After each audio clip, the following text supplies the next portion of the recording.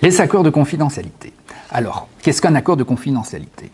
Il s'agit d'un contrat par lequel une partie va imposer une série d'obligations à la partie qui est destinataire des informations confidentielles. Obligation de préserver la confidentialité, évidemment, des informations reçues. Obligation de les utiliser uniquement pour ce qui est expressément convenu entre les parties.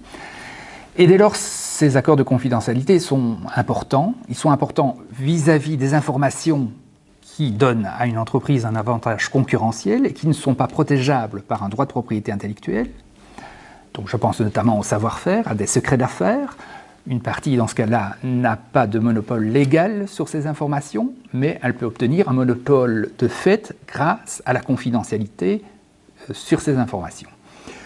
Par ailleurs, la confidentialité est également importante pour des informations protégeables par un droit de propriété intellectuelle. Je pense notamment à un design de produit qui n'a pas encore été commercialisé, dont on veut maintenir la confidentialité, mais aussi une invention qui est susceptible d'être protégée par brevet.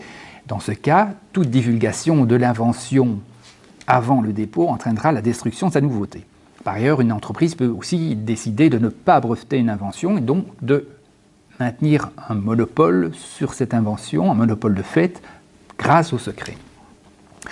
Alors on constate généralement que les entreprises ont tendance à utiliser des modèles de contrats de confidentialité qui ne sont pas toujours adaptés à leur situation. 3 points importants dans un accord de confidentialité, c'est tout d'abord définir de manière précise l'information confidentielle, ce qui constitue une information confidentielle.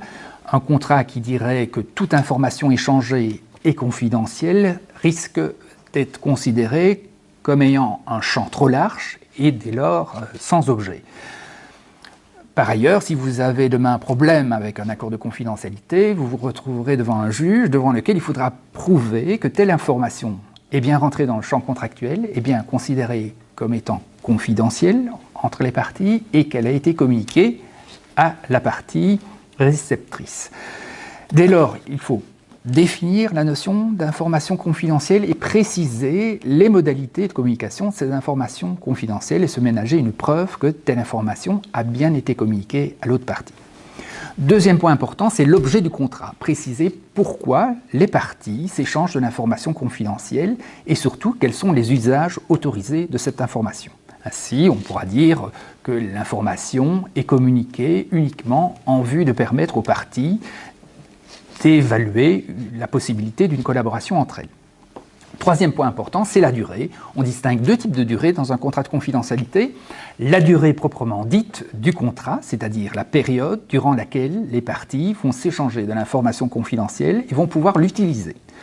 Deuxième durée, c'est le maintien de l'obligation de confidentialité pour la partie qui les reçoit. Alors, il est d'usage d'indiquer une période relativement longue, 2, 5, 10 ans, qui tiendra compte de la nature de l'information échangée, étant entendu que cette obligation de confidentialité doit être permanente vis-à-vis des informations qui représentent un secret d'affaires ou qui représentent un savoir-faire pour l'entreprise, tant que ces informations constituent un savoir-faire ou un secret d'affaires pour les entreprises divulgatrices. Alors, on trouve également d'autres types de clauses dans les contrats de confidentialité, notamment les clauses pénales qui vont permettre de fixer de manière forfaitaire des dommages et intérêts en cas de violation d'une obligation de confidentialité, mais également des clauses d'absence de garantie, des clauses qui précisent que chacune des parties reste titulaire de sa propriété intellectuelle.